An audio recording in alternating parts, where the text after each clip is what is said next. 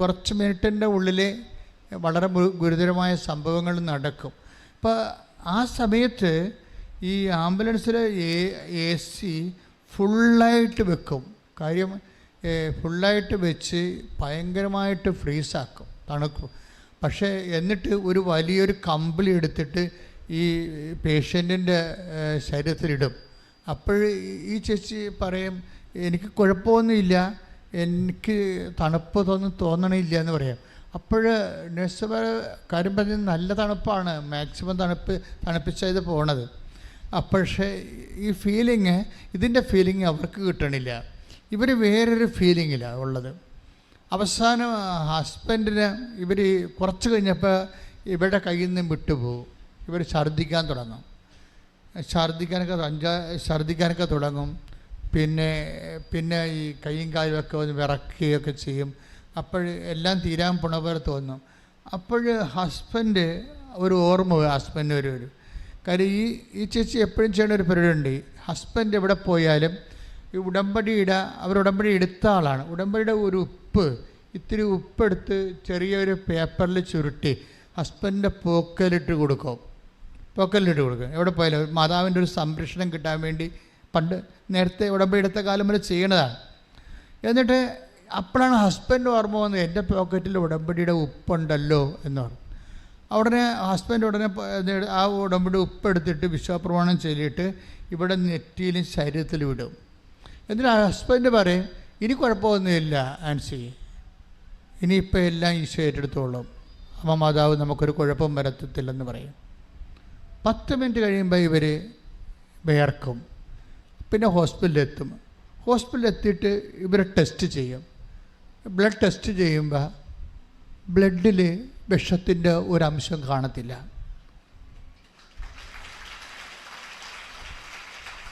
അവർ തന്നെ ഇവരോട് ചോദിക്കും, നിങ്ങൾ എന്തിനാണ് ഇവരെ കൊണ്ടുവന്നത്? അപ്പോൾ എറണാകുളത്തെ റിപ്പോർട്ടുണ്ടേ, വിഷമുള്ള റിപ്പോർട്ട് ഉണ്ട്, അതിൻ്റെ പ്രഷറിൻ്റെ റിപ്പോർട്ട് എല്ലാം ഉണ്ട്. പക്ഷേ ഇവിടെ പ്രഷർ നോർമലായി. അതായത് ഇത്രയും സ്പീഡാണ് ഉടമ്പടിയുടെ പ്രവർത്തനങ്ങളുടെ എന്ന് പറയാനല്ല ഞാൻ ഈ സാക്ഷ്യമെടുത്തത് നിങ്ങൾ ഓർക്കണം. അതായത് ഈ ഡോക്ടർമാരെല്ലാം പേടിക്കുമ്പോഴും ആൻസി ചേച്ചി പേടിക്കണില്ല, അല്ലേ? That's my point. ഇത് ഒരു വാഗ്ദാനമാണ് ശരിക്കും. ഡോക്ടർമാരെല്ലാം പേടിക്കുന്നു. ആ സമയത്ത് തന്നെ യഥാർത്ഥ ഭയത്തിൻ്റെ ഇരയായ ആ വ്യക്തി, particular person, she's not afraid. Why? അതിന് ഉത്തരം പറയേണ്ടി വരും നമ്മൾ. ഡോക്ടർമാരെല്ലാം പേടിക്കുമ്പോഴും ഈ പാമ്പ് കടിയേറ്റ particular person she's not afraid. എന്തുകൊണ്ടാണ്? അത് ശരിക്കും പറഞ്ഞാൽ അത് ഒരു പ്രോമിസാണിത്. നമുക്കറിയാമല്ലോ, ഉടമ്പടി വർക്ക് ചെയ്യണത് പ്രോമിസുകളുടെ അടിസ്ഥാനത്തിലാണ്. പ്രോമിസ് എന്ന് പറഞ്ഞാൽ എന്താണ്? വാഗ്ദാനങ്ങൾ. ദൈവം മനുഷ്യന് കൊടുത്തിട്ടുള്ള വാഗ്ദാനങ്ങളിലെ ഒരു വാഗ്ദാനമാണ് ഐ വിൽ ചേർത്ത് ഒത്തിരി വചനങ്ങളുണ്ട് ബൈബിളിലെ. ഞാൻ നിനക്ക് തരും, അല്ലെ ഞാൻ നിൻ്റെ കൂടെ വരും, ഇങ്ങനെ പറഞ്ഞ I will give A new heart, ഒരു പുതിയ ഹൃദയം, പേടിക്കാത്ത ഒരു ഹൃദയം. പേടിക്കുന്ന സാഹചര്യങ്ങളൊക്കെയാണ് ഉള്ളതെങ്കിലും പേടിക്കാത്ത ഒരു ഹൃദയം ഞാൻ നിനക്ക് തരും, സംഭ്രമിപ്പിക്കാത്ത ഹൃദയം നിനക്ക് തരും. കാരണം സംഭ്രമിക്കേണ്ട മകനെ, ഞാനാണ് നിൻ്റെ ദൈവം. ഈ പേടി മാറണത് 2 തരത്തിലാണ്. അതായത് take the word of God, സംഭ്രമിക്കേണ്ട മകനെ. ശ്രുതിക്കട്ടെ ഹല്ലേലൂയ. നിയമാവർത്തനം 31:8 വായിച്ചോളൂ. കർത്താവാണ് നിന്റെ മുൻപിൽ പോകുന്നത് എന്ന് പറഞ്ഞ കർത്താവാണ് നിന്റെ മുമ്പിൽ പോകുന്നത്. അവിടുന്ന് നിന്നോട് കൂടെ ഉണ്ടായിരിക്കും. അവിടുന്ന് നിന്റെ കൂടെ ഉണ്ടായിരിക്കും. അവിടുന്ന് നിന്നെ ഭഗ്നാശനാക്കുകയോ പരിത്യജിക്കുകയോ ഇല്ല. ഭയപ്പെടുകയോ സംഭ്രമിക്കുകയോ വേണ്ട. അപ്പൊ ഈ സംഭ്രമിക്കാത്ത, ഇവർക്ക് ആൻസിക്ക് ഭയമില്ലെന്ന് പറഞ്ഞില്ലേ? അത് എന്തുകൊണ്ടാണെന്ന് വെച്ച് കഴിഞ്ഞാൽ അതിൻ്റെ കാരണം കർത്താവാണ് നിൻ്റെ കൂടെ പോകുന്നത്. Praise the Lord. അതായത് ഉടമ്പടിയുടെ ഒരു പ്രധാനപ്പെട്ട വാഗ്ദാനങ്ങളിലൊന്നാണ് പ്രസൻസ് എന്ന് പറയുന്നത്. നിങ്ങൾ ഓർക്കണം, ഇതിനേക്കാൾ വലിയൊരു കാര്യം മനുഷ്യന് ദൈവത്തിൻ്റെ മുമ്പിൽ ചെയ്യാനില്ല, എക്സെപ്റ്റ് കവനൻ്റ് അല്ലാതെ. ഇതിൻ്റെ വാഗ്ദാനങ്ങളെന്നൊക്കെ പറഞ്ഞ് ഞെട്ടിക്കുന്ന വാഗ്ദാനങ്ങളാണ്. എത്ര കാലങ്ങളും മാറിയാലും ഈ വാഗ്ദാനങ്ങൾക്കൊക്കെ ഒരു മാറ്റവും ഉണ്ടാകത്തില്ല. നിന്നെ പാമ്പ് കടിച്ചാലും പഴുതാര കടിച്ചാലും നീ ഏത് മരണത്തിലേക്ക് പോയാലും I will come with you, ഞാൻ നിൻ്റെ കൂടെ ഉണ്ടാകും, നീ സംഭ്രമിക്കേണ്ട, നീ ഭയപ്പെടേണ്ട, ഞാനാണ് നിൻ്റെ ദൈവം. കൈയിടിച്ച് കർത്താൻ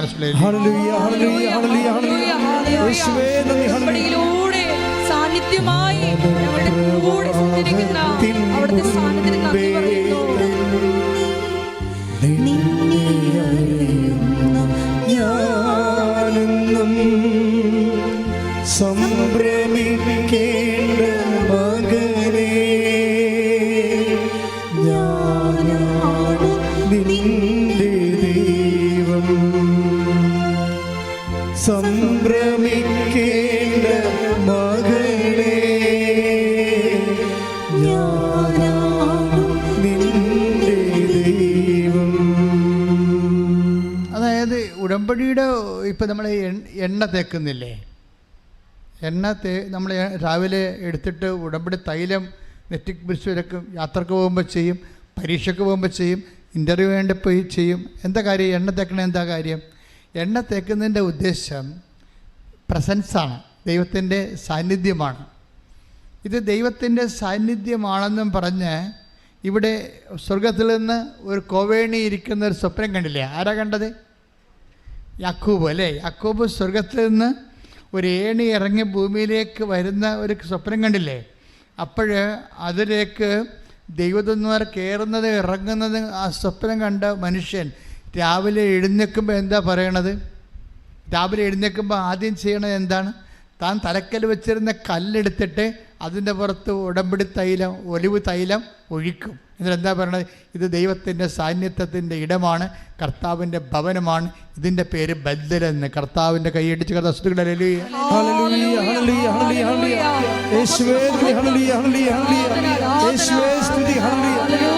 ഇന്നും ജീവിക്കുന്ന യേശുവിൻ്റെ സാന്നിധ്യത്തെ ജനതകൾ കണ്ടിടട്ടെ.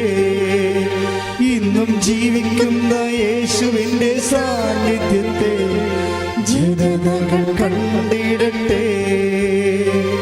കർത്താവിൻ്റെ കരബലം പൂർണ്ണമായി വെളിപ്പെടും, അത്ഭുതങ്ങൾ സംഭവിക്കട്ടെ. കർത്താവിൻ്റെ കരബലം പൂർണ്ണമായി വെളിപ്പെടും, അടയാളങ്ങൾ സംഭവിക്കട്ടെ. Read it. ശ്രുതികട ഹല്ലേലൂയ ഹല്ലേലൂയ ഹല്ലേലൂയ ഹല്ലേലൂയ ഹല്ലേലൂയ. യേശുവേ നന്ദി. ഹല്ലേലൂയ ഹല്ലേലൂയ യേശുവേ ആരാധന ആരാധന. ഹല്ലേലൂയ ഹല്ലേലൂയ ഹല്ലേലൂയ ഹല്ലേലൂയ. യേശുവേ സ്തുതി. ഹല്ലേലൂയ ഹല്ലേലൂയ ഹല്ലേലൂയ ഹല്ലേലൂയ. ഉൽപ്പത്തി 28-ാം അധ്യായം 10 മുതലുള്ള തിരുവചനങ്ങൾ. യാക്കോബ് ബർശബായിൽ നിന്ന് ഹാരാനിലേക്ക് പുറപ്പെട്ടു. സൂര്യൻ അസ്തമിച്ചപ്പോൾ അവൻ വഴിക്ക് ഒരിടത്ത് തങ്ങുകയും രാത്രി അവിടെ ചിലവഴിക്കുകയും ചെയ്തു. ഒരു കല്ലെടുത്ത് തലയ്ക്ക് കീഴെ വെച്ച് അവൻ ഉറങ്ങാൻ കിടന്നു. അവന് ഒരു ദർശനമുണ്ടായി. ഭൂമിയിൽ ഉറപ്പിച്ചിരുന്ന ഒരു ഗോവണി അതിൻ്റെ അറ്റം ആകാശത്ത് മുട്ടിയിരുന്നു.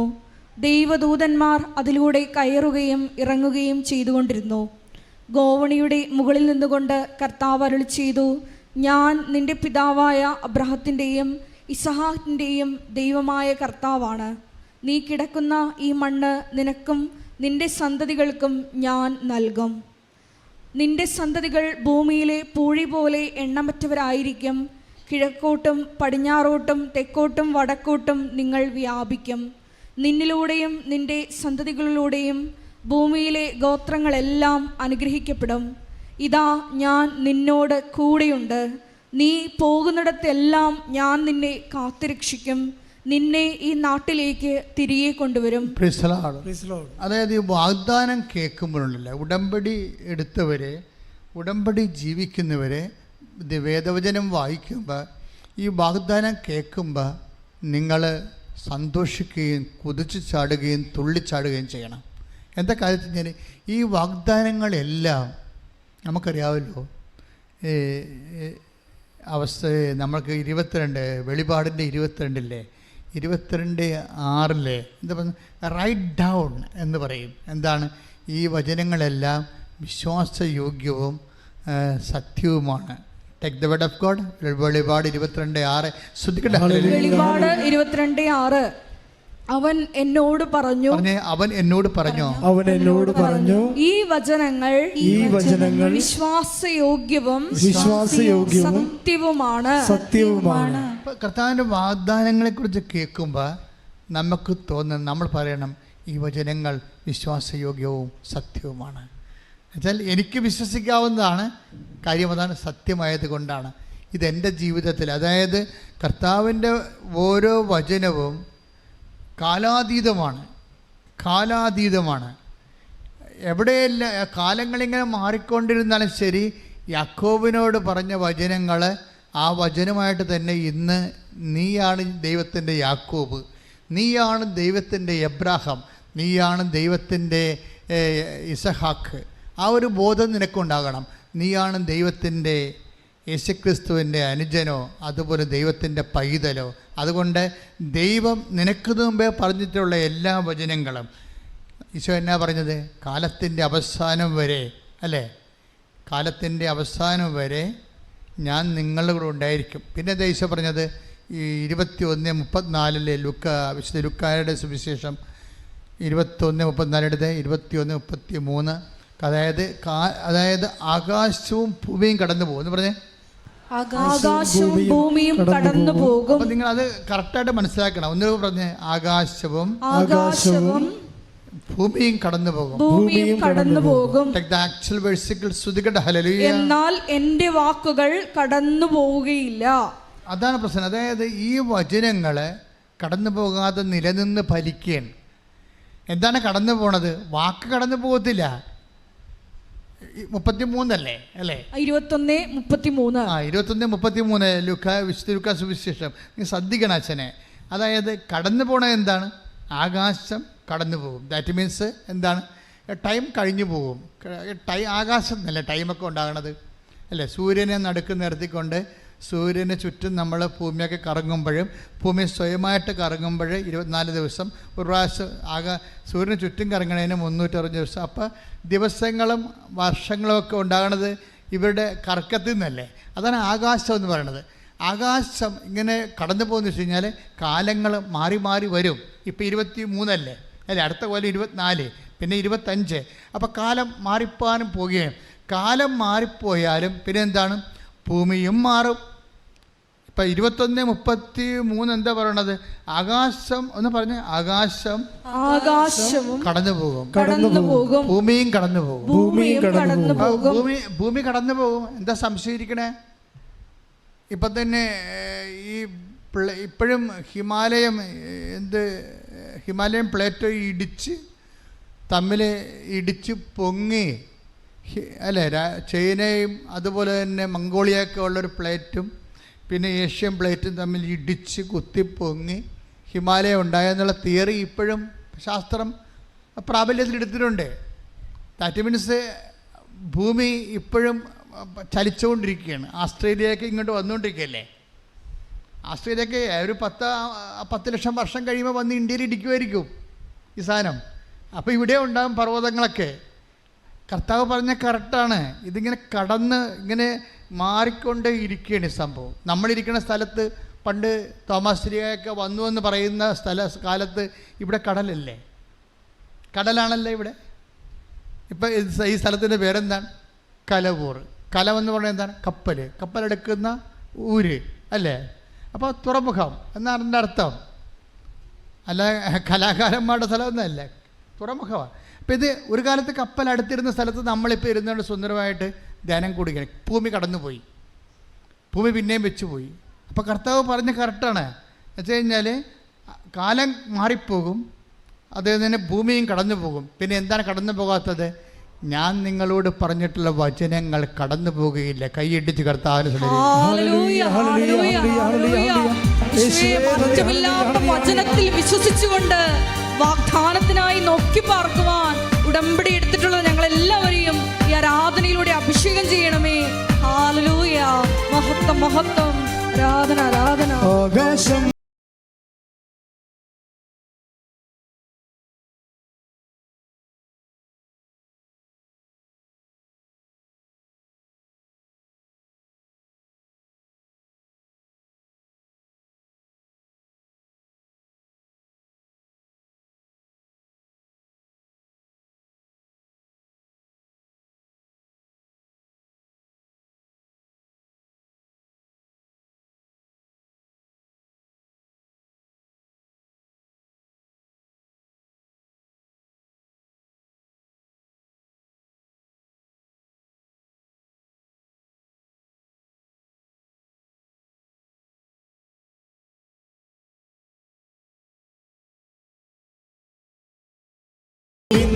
മായാതുള്ളത് തിരുവചനം മാത്രം.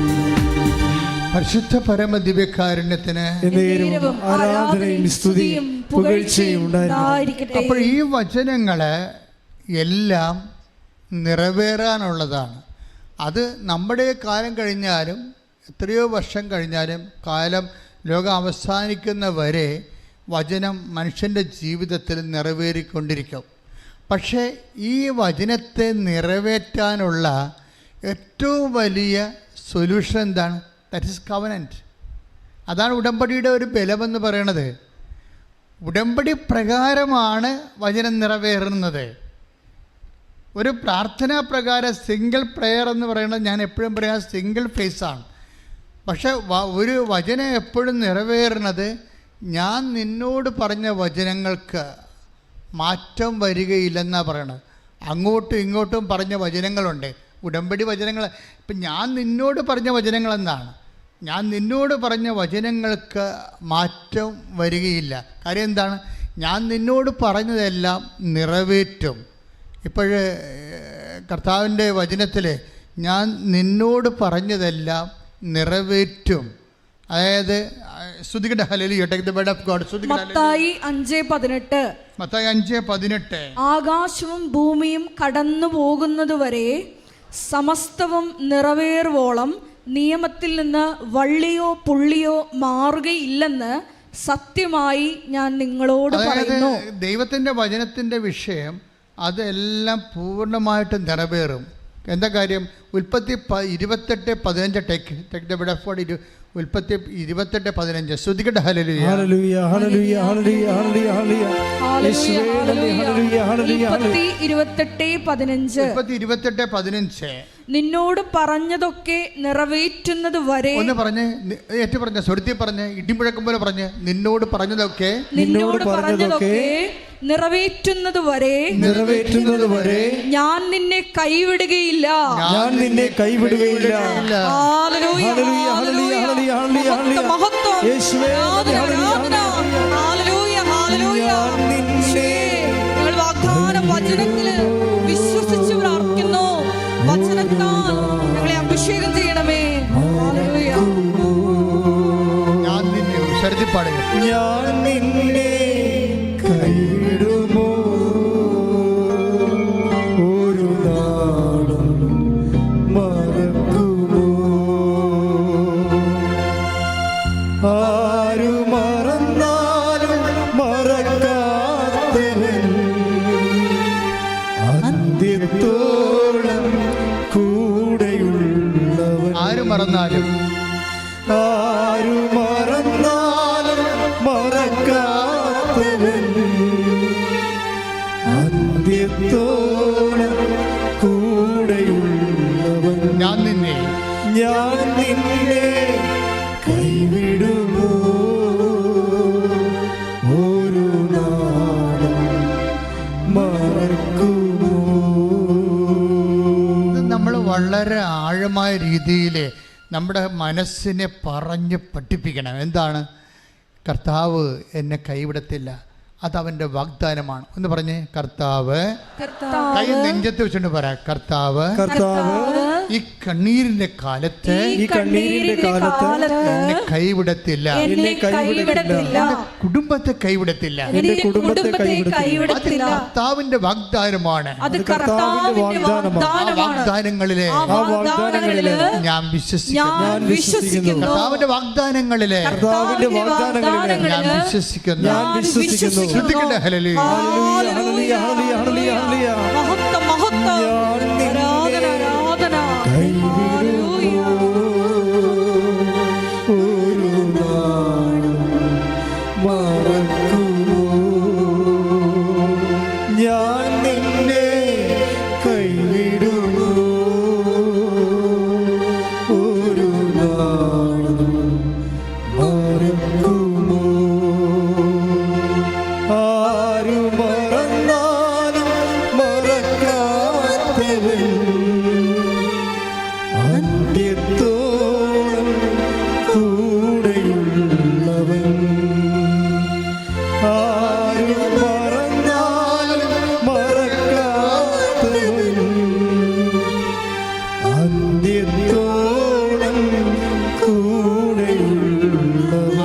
മറന്നാലും ഒരുമിച്ച് ആരു മറന്നാലും മറക്കാത്തവൻ അന്ത്യത്തോളം കൂടെയുള്ളവൻ. കഴിഞ്ഞ ദിവസങ്ങളിൽ അതായത് ഈ ദ പ്രസൻസ്, ഉടമ്പടിയുടെ ഒരു പ്രധാനപ്പെട്ട വിഷയമാണ് പ്രസൻസ്. നിങ്ങൾ തൈലം എടുക്കുമ്പോൾ എപ്പോഴും പ്രസൻസിനെക്കുറിച്ച്, കർത്താവിൻ്റെ സാന്നിധ്യം, വാഗ്ദാനമുള്ള സാന്നിധ്യം, നീ തൈലമെടുത്ത് വിശ്വാസപ്രമാണം ചൊല്ലി നെറ്റിക്ക് കുരിശ് വരച്ച് ഇറങ്ങുമ്പോൾ തന്നെ നീ നിൻ്റെ മനസ്സിനോട് പറയണം, ആരാണ്? എൻ്റെ കർത്താവ് എൻ്റെ കൂടെയുണ്ട്. അതിനാണ് ഉടമ്പടിയുടെ തൈലം തന്നിരിക്കുന്നത് കർത്താവ്. അതെപ്പോഴും ദാവീദും അങ്ങനെ പറയുമായിരുന്നു, അവിടുന്ന് എൻ്റെ ശിരസ്. ദാവീദും ഉടമ്പടിയുടെ ആളല്ലേ, അങ്ങനത്തെ ഉടമ്പടി പ്രകാരമാണല്ലേ രാജസ്ഥാനം കിട്ടിയത്. അപ്പോൾ ദാവീദും പറയുമായിരുന്നു, എൻ്റെ കർത്താവ് എൻ്റെ ശിരസിൽ എപ്പോഴും തൈലം പൂശും. കാര്യം എന്താണ്? എൻ്റെ കർത്താവ് എൻ്റെ കൂടെയുണ്ട്. സങ്കീർത്തനം 23:5. സ്തുതിക്കട്ടെ. ഹല്ലേലൂയ, ഹല്ലേലൂയ, ഹല്ലേലൂയ, ഹല്ലേലൂയ, ഹല്ലേലൂയ, ഹല്ലേലൂയ. യേശുവേ, ഞാൻ നിന്നെ കൈവിടുമോ ഒരു നാളും മറക്കുമോ. സന്തോഷത്തോടെ പാടുക. ഞാൻ നിന്നെ കൈവിടുമോ ഒരു നാളും മറക്കുമോ. 23-ാം സങ്കീർത്തനം 5-ാം തിരുവചനം. എന്റെ ശത്രുക്കളുടെ മുൻപിൽ അവിടുന്ന് എനിക്ക് വിരുന്നൊരുക്കുന്നു. എന്റെ ശത്രുക്കളുടെ മുമ്പിൽ, എന്റെ ശത്രുക്കളുടെ മുൻപിൽ അവിടുന്ന് എനിക്ക് വിരുന്നൊരുക്കുന്നു. എന്റെ ശിരസ് തൈലം കൊണ്ട് അഭിഷേകം ചെയ്യുന്നു. എന്റെ പാനപാത്രം കവിഞ്ഞൊഴുകുന്നു. അതായത് ഈ ശിരസ് തൈലം കൊണ്ട് പൂശണത്, അതായത് മരണത്തിൻ്റെ ഇരുൾ വീണ താഴ്വരയിലൂടെയാണ് നടക്കുന്നതെങ്കിലും അവിടുന്ന് എൻ്റെ കൂടെയുള്ളതിനാൽ ആ കൂടെയാണ് തൈലപ്പൂശലിലൂടെ നമുക്ക് കിട്ടുന്നത്. തൈലം എപ്പോൾ പൂശാലും ഓർക്കണം, യാക്കോബ് കല്ലിലൊഴിച്ച തൈലം, ദാവീദ് നെറ്റിയിലൊഴിച്ച തൈലം, അഭിഷേക തൈലം, എൻ്റെ കർത്താവ് എൻ്റെ കൂടെ ഉറപ്പ് വരുത്തുന്ന ഉടമ്പടിയുടെ തൈലം, അത്താൽ എന്നെ അഭിഷേകം ചെയ്യണമേ. ശ്രദ്ധിക്കട്ടെ. ഹല്ലേലൂയ, ഹല്ലേലൂയ, ഹല്ലേലൂയ. യേശുവേ, ആരാധന, ഹല്ലേലൂയ, മഹത്വം, മഹത്വം, ആരാധന, ആരാധന, ഹല്ലേലൂയ.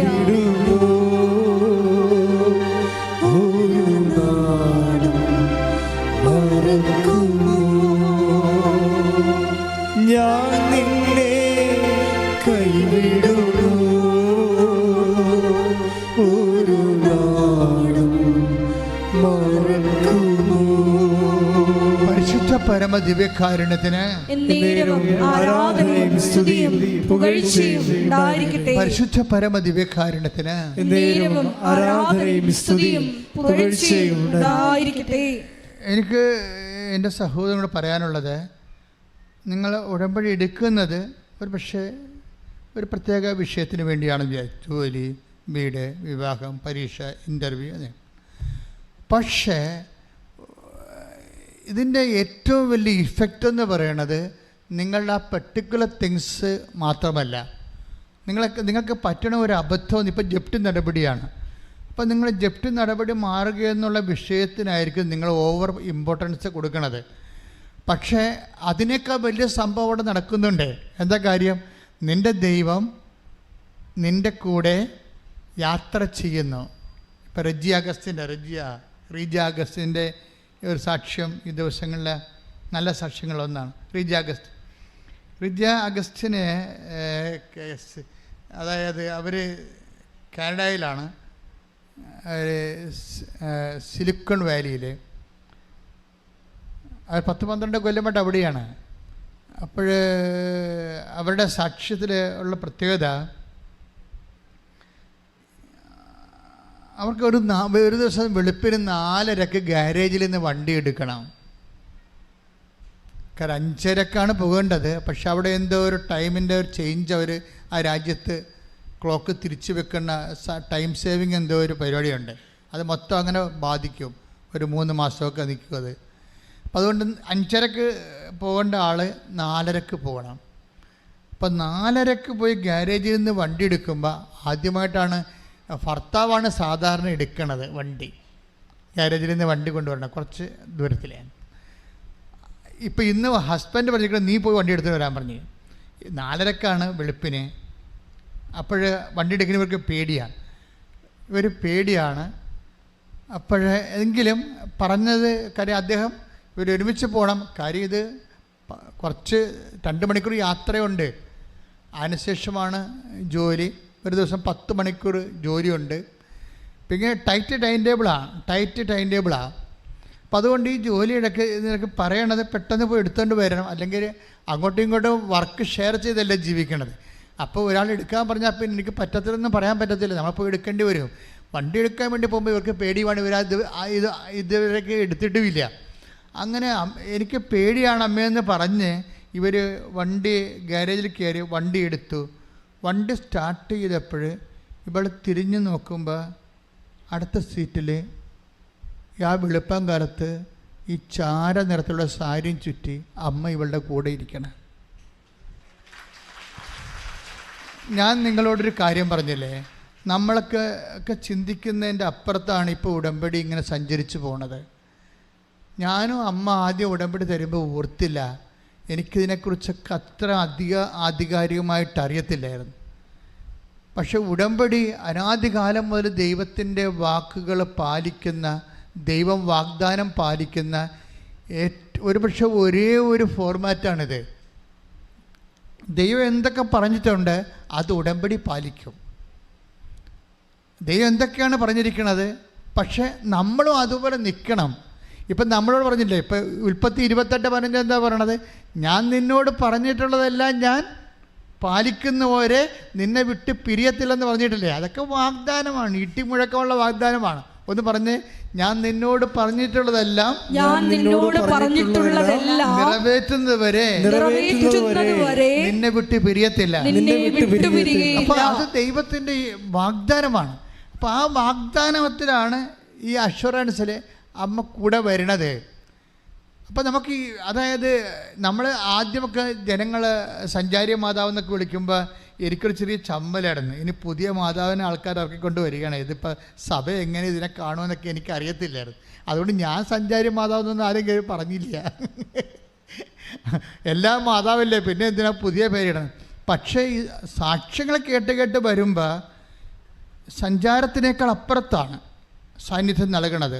എവിടെയാണ് നിനക്കൊരാവശ്യമുള്ളത്, അവിടെ എന്ത് വിഷയത്തിനാണ് ആവശ്യമുള്ളത്, അവിടെ നിന്നോട് പറഞ്ഞിട്ടുള്ളതെല്ലാം നിറവേറ്റുമ്പോഴും I will not let you orphan, ഞാൻ നിന്നെ ഒരു കാലത്ത് നിന്നെ പിരിഞ്ഞു പോകത്തില്ലെന്ന് കൈയിടിച്ച് കർത്താവിനെ സ്തുതിയിടലിൽ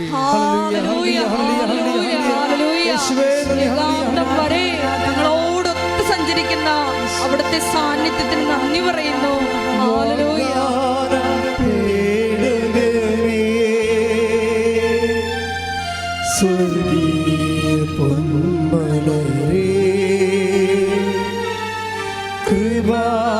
കൃപാസനത്തിൻ്റെ അമ്മേ, സാദവരനാവേ, വാഗ്ദാനത്തേടകമേ,